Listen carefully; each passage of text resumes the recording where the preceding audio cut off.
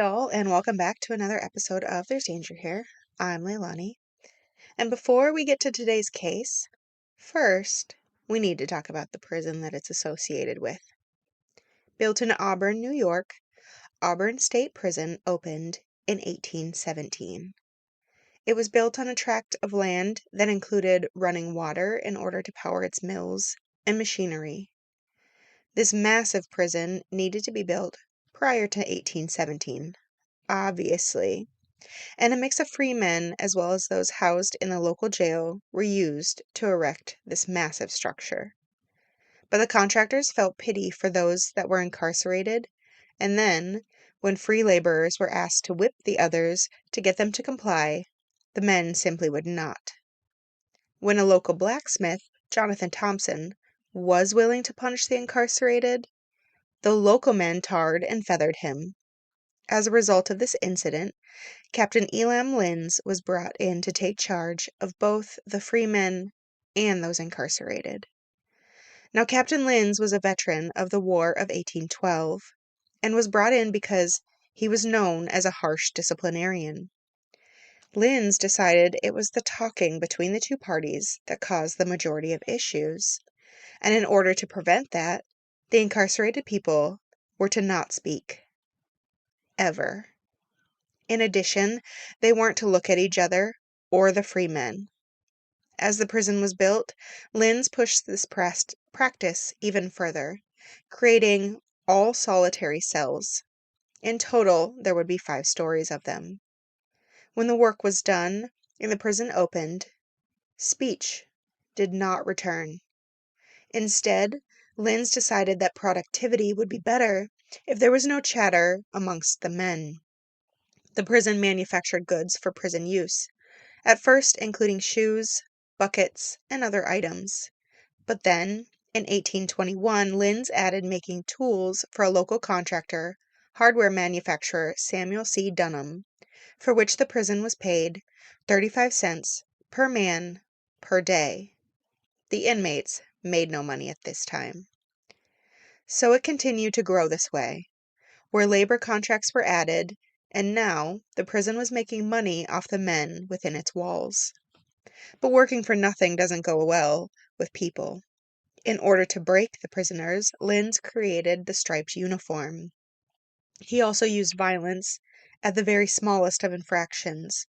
His preferred punishment was the cat o' nine tail whip, in which Linz's case was an 18-inch long, wound with leather, and had 6 hemp strands that were 12 to 15 inches long and saturated in shoemaker's wax. The wax was added to add weight to the strands and making them harder when they hit.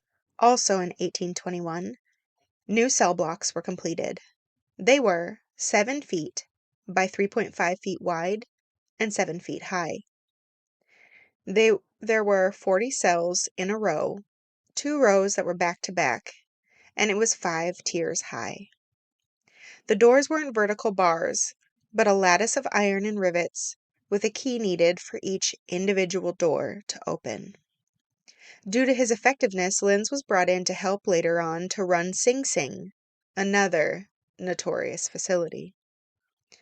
Auburn Prison continued to try and get money in any way that it could. This led to tourism. Yep, every single day, tourists were led through the silent factories and even through tunnels that were built in which they could observe the inmates' work without being in the way. The price for admission was 25 cents for adults and half that for children. In September of 1840, the prison made approximately $459 from this. Also notable was that in 1825, the Auburn Medical Institution partnered with the prison. In this case, what the prison did was, in the event of a prisoner death, they gave the family only 24 hours to claim the body.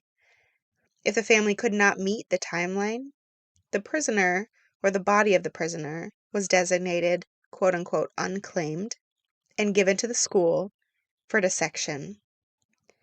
In 1835, the Owasco Canal Company petitioned the state to fund a dam. The dam increased water power to the prison, which in turn would increase profitability for the prison and link Auburn to the Erie Canal. This prison for profit caught on and spread throughout many areas within the U.S. In 1859, an asylum was built as a separate building within the prison. By 1879, the asylum held 121 inmates. However, it was closed in 1893 and ended up being reopened as the state prison for women the following year. Prior to that, any women that were incarcerated were housed in a large room in an attic of the south wing of the prison. In 1890, contract labor ended and the system in which inmates were, quote, to manufacture articles solely for the use of all state departments, institutions, and political subdivisions, end quote. So rather than a local entity owning a shop and getting items from the inmates, the state now made the items and used them. They made brooms, furniture, metal bed frames, baskets, clothing for inmates, and blankets. On August 6, 1890, Auburn was the first prison to execute an inmate through the use of the electric chair. William Kemmler murdered his girlfriend, Tilly Ziegler, with a hatchet in March of 1889 in Buffalo, New York. He was convicted of first-degree murder in May and then sentenced to death by electricity on May 13, 1889. He was also the only one who was electrocuted with one of the electrodes placed at the base of his spine. After which, the electric chair was stored in one of the prison classrooms until its use again for William Tice in 1892.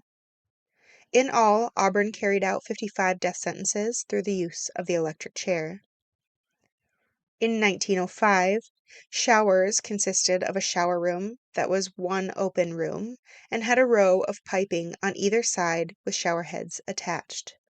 When the water was turned on, all the heads had water flow out of them.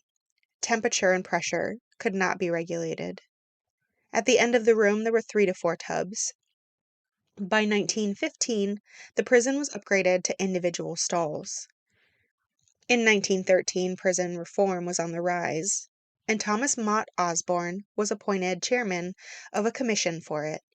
He entered the prison under cover on September 29, 1913, under the name Tom Brown, living in for a week as a regular inmate. After which, he established the Mutual Welfare League in December of 1913, which improved the lives of inmates, until, of course, it became corrupt and was abolished after inciting the 1929 riots. In 1920, Auburn opened up a license plate shop, and even still, all New York license plates are made in the Auburn Correctional Facility. In 1929, the prison was housing 1,768 inmates, although the designated capacity was supposed to be just 1,285. On July 28th, the heat caused tensions to boil over, and the inmates rioted. They got into the arsenal. They set fire to prison shops, 6 buildings of which were completely demolished. 4 prisoners managed to escape over the wall. 2 inmates were killed and 1 wounded. 5 guards and 3 firemen were also injured in the ensuing battle of fires and control over the prison. After many hours, the prison officials managed to regain control. Then, on December 11th of the same year, Warden Edgar Jennings, 6 guards, and a foreman were taken hostage. Apparently not all of the guns during the July riot were accounted for, and the inmates had concealed the weapons and brought them out to subdue the hostages.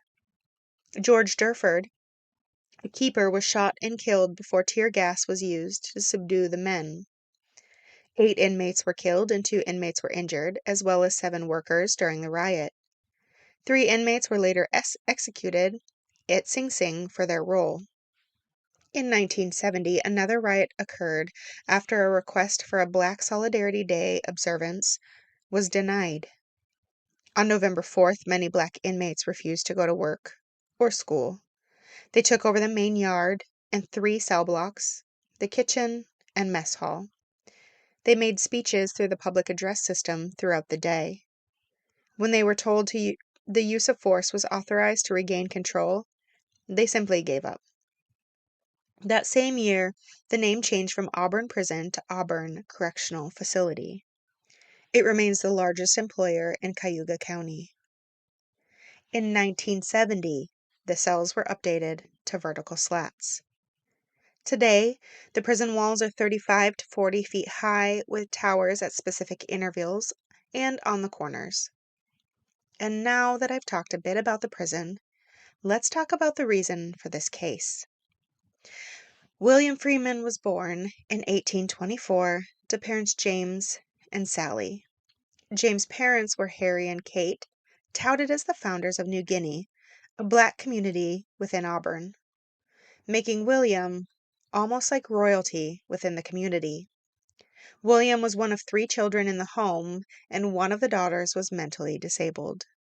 Sally and James were both heavy drinkers, leading to James's death in 1829 after falling while intoxicated. Sally couldn't provide for the family, and so she took William to a white employer when he was just 6 years old. But William didn't want to work and ran away daily, being brought back by his mother. For this, he was whipped, but he continued this for almost a decade, even through multiple employers. He also broke a peddler's cart and stole hens in one instance, escaping from an arresting officer. He was known to throw stones at white children and was confronted by constables for it. At 15 years old, William was accused of horse theft when a horse was taken near Auburn. The sheriff found William riding the horse. William claimed it was a man named Jack Freeman who put him on the horse and sent him about for errands. The sheriff then went and spoke with Jack, who reported it was actually William who took the horse. For that, William was charged grand larceny. While in jail, William pretended to be sick. When the other inmates were brought outside, William took the handle of a shovel and broke the lock on his cell door. William then ran barefoot for 8 miles, making it to Cayuga Reservation on Cayuga Lake, taking a boat north. But after a $25 reward was put up, William was captured quickly in Lyons. He was tried and convicted, then sentenced to 5 years of hard labor, entering Auburn State Prison on September 25th, 1840. From there, he was taken to the prison's machine shop. Inmates were shackled prior to arrival and went to the machine shop in order to get them off. In order to do so, each appendage was placed on a metal slab and a sledgehammer was brought down on each clasp. After all 4 clasps were released, he was taken to the kitchen where he was shaved, washed, and given a uniform. And yes, at times when the sledgehammer was brought down on one of the clasps, it would miss, and appendage would be broken. After being put into uniform, he went to the prison clerk, where his height of 5'4" was recorded along with various other information. Then he was given his job. He was to work at the hame shop where animal harnesses were manufactured. Finally, he met Agent Henry Palamas, the top authority in the prison at the time of his arrival. He was brought to his cell where he could spend the night before beginning his new routine for the next 5 years. At 5:30 every morning, a bell rang and all prisoners formed a single line on the gallery. Then they lockstepped out of the unit to their assigned areas.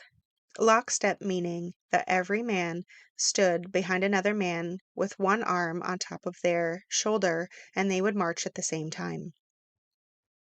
As part of William's new routine, he was to get up and get dressed early every morning. As I said before, he would lockstep out of the unit, and they would clean their tubs or urinals. Then they would have breakfast, go to their facilities where they would work, eat lunch, then they would go have dinner chow, and would be returned to their cells where they were to undress into their underwear and sleep in a hammock every night. Immediately, William pushed back against this system. At work, he would tell his supervisor that he, quote, didn't want to work, end quote. He reported that he deserved to earn wages. Additionally, he would report that he shouldn't be forced to work because he was innocent. After being forced to work, he would do so as slowly as possible. In response, two officers, Samuel P. Hoskins and James E. Tyler, made specific notice of William. They were two of the more vicious in punishments. They would often kick William as they walked by. One report stated Tyler would, quote, strike him and kick him generally when he passed him, end quote. When William physically resisted and in turn struck Hoskins with his left hand, Hoskins ordered another prisoner to hold him down and then beat him. Still, it didn't break William. In early 1842, Tyler demanded William speed up his work, but William again refused, for which William was forced to take off his shirt in order to be whipped. Tyler reports that William grabbed a knife, and he had to defend himself. Tyler did so by kicking William, causing him to pass out. Then, Tyler grabbed a basswood board that was 4 feet long, 14 inches wide, and a half-inch thick, beating it against William's left temple hard enough that the board split lengthwise. Tyler took the 4-inch wide leftover piece and continued to beat William, hitting him approximately 8 to 10 more times. This resulted in a broken eardrum and lifelong hearing loss, a concussion, and a damaged left temporal lobe. Sally heard of the beating and sent John DePoy, her son-in-law, to visit him. After a visit, he stated, quote, he would walk a little way and turn round. I don't think he was right in the mind, end quote. Still, William would continue to protest. For this, he was brought to another form of punishment called the shower bath. The shower bath is a structure that a person sits in, then their arms and feet are locked in, stock style. Their neck is put into its own lock, and once they are fully in this contraption, water is dumped over their head. But it was extremely dangerous. Prior to it being used on William, a man named Samuel Moore died while in the shower bath. As the water came down, he attempted to free his hands, and he slipped forward, essentially causing himself to be strangled by the neck in the stock. William was brought to the shower bath in the spring of 1842. The water at this shower bath was dumped so rapidly that the only time the inmate could breathe was when they switched barrels. One man reported receiving 11 barrels before he was released from his punishment. Later, when silk prices rose, William was reassigned to the department, but continued to work slow or attempt not to work at all. In addition, as the years moved forward, he became known as a man who would lash out at other prisoners following the beating to the head. When he was 19, he and another prisoner got into an argument and were both punished with the cat. William received 6 lashings. Reportedly, one of the lashings was so deep and wide that, quote, he could lay his fingers in it, end quote. William also physically lashed out, striking another prisoner over the head with a board for knocking over a pair of freshly greased shoes. In August of 1845, William was released after 5 years at age 20 with 4 half-dollar coins in his pocket. The half-dollar coins were not considered to be compensation, but rather they were given to inmates in order to get them out of town. If they lived locally, they got the 4 half-dollars, and if they were out-of-towners, they got more money in order to catch up transportation so that there weren't any inmates lingering around near the prison upon their release. He went home to his mother and told them of all the punishments he received and how upset he was he didn't receive compensation for his work. In November of 1845, he went the legal route to seek justice. He went to Magistrate James Bostwick, but his claims were swiftly dismissed. Between 1845 and 1846, William began drinking. He spoke to himself and would get up and dance and sing throughout the night. This caused his then roommate, Adam Gray, to ask him to seek different accommodations. In January of 1846, William boarded with Laura Willard, sharing a bed with David Winner. But David, too, reported that William acted oddly, and after 3 nights stated he wouldn't sleep alongside William anymore. His frustrations continued to mount, as well as his requests to be paid were unanswered or rebuffed. After losing many legal battles and meeting up with his supposed victim, William decided if he wasn't going to get compensation for the work he did in the prison while he was there when he should have been a free man, that he was going to take the lives of those who deserved it. In this case, his mind made up that anyone who deserved it was any white person that got in his way. On March 5th, 1846, William began collecting weapons. 6 months after his release from prison and after having no justice, according to him, William traveled to a blacksmith, George Hyatt, and purchased a blade. He returned 2 hours later with an old jackknife in order to get it fixed, as the blade had loosened from the handle. Once fixed, he left again. On March 10th, he returned to have his new knife converted into a dagger. On the 11th, he returned yet again and bought a hickory club, then fitted it with a blade to make it a bayonet. On the 12th, he traveled to the home of Martha Godfrey, the woman whose house was originally convicted of stealing a horse from. There he was fed, and a neighbor, Joseph Johnson, arrived. They asked William if he was asking for the horse as compensation, but William didn't want that. After a time, he simply got up and went home. That evening he went out again, walking toward South Lake Road. By 8 p.m. he reached Sand Beach Church. He saw a house with a candle in the second-story window that went out as he approached. He didn't know this house, and after a moment decided to walk another quarter-mile to the home of John Van Nest. He had been to that home a week prior seeking work, but was denied by Van Nest when Van Nest said that he didn't need any additional help at the time.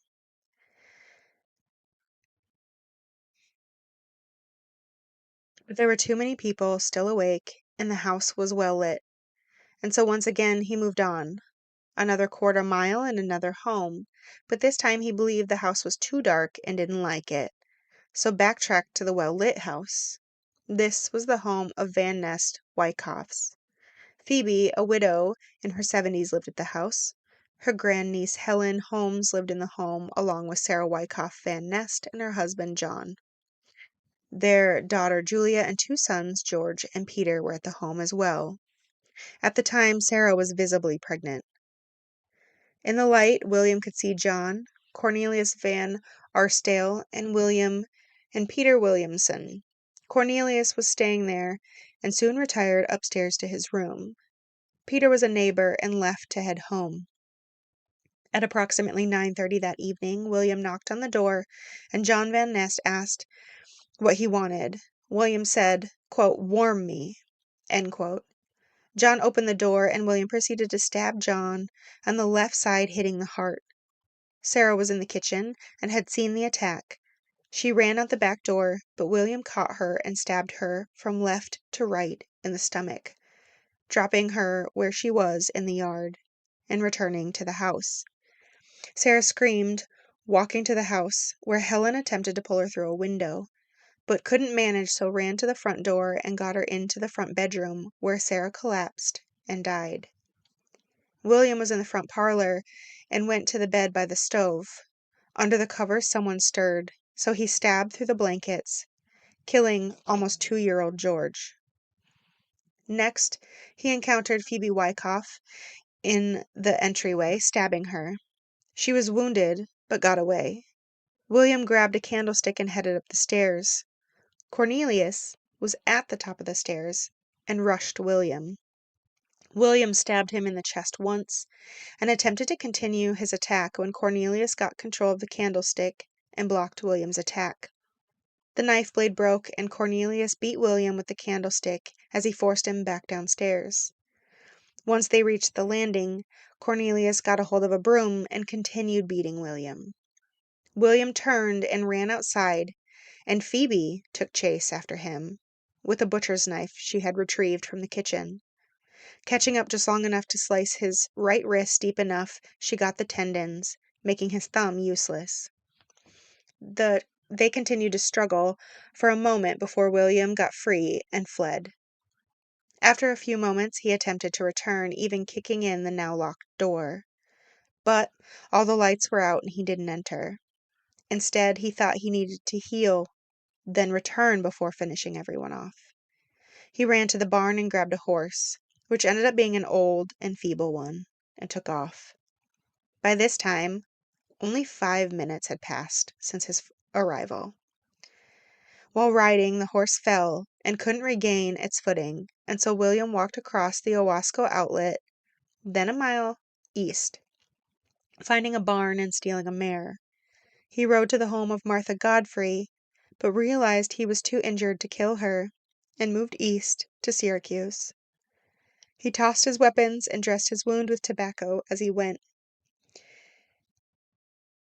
He rode to Schroepel, where his brother-in-law's family lived, attempting to seek shelter. But they took one look at the mare he was on and knew he couldn't have got it in a legal way, and so they sent him away. He landed in Phoenix, 50 miles away, at Greg's Tavern. There he attempted to solicit 3 different white men to buy the mare. But they became suspicious, and after extended family wouldn't vouch for him, he was placed under arrest for horse theft. That same day, Constable Alonzo Taylor from Auburn had traveled to Syracuse. He was one of the many men that traveled out in different locations and directions after the murder in Auburn, armed only with a description that he was a black male with a cut right wrist. There, he met William Freeman in Greg's Tavern, where William was being held. On Saturday, March 14th, William was brought back to Auburn by Constable Abram Vanderhayden. He was chained into the wagon and transported back. A week later, William was brought back to the home of the attack and was identified by Phoebe and Cornelius. As a mob attempted to hang him, Magistrate James Boswick quelled the crowd long enough for William and the wagon to depart to jail. But still the mob followed.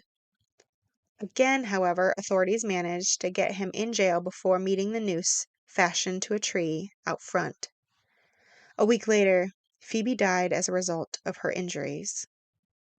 William Henry Seward agreed to come to the defense of William Freeman at the behest of his wife.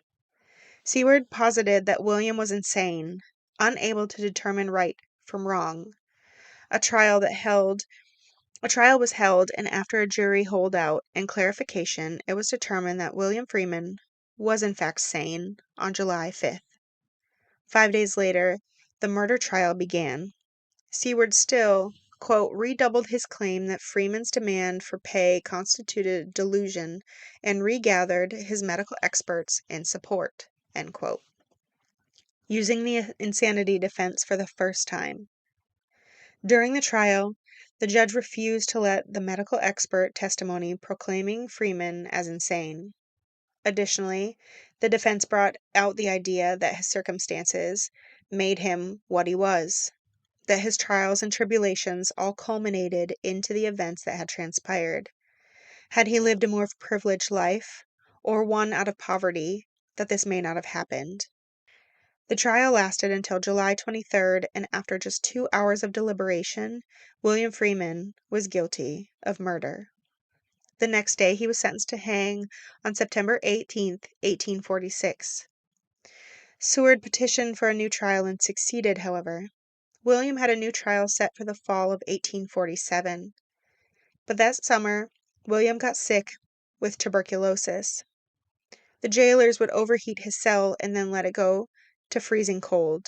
That made his condition way worse. Then, one side of his face went paralyzed, and he went completely blind in his left eye, and his mouth drew to the right. He likely had a stroke. On August 21st, 1847, William died at 22 years old. He was autopsied, and his brain showed advanced deterioration. And that is the case of the Auburn prison and William Freeman. To all those out there listening, be careful. It's a dangerous world we live in.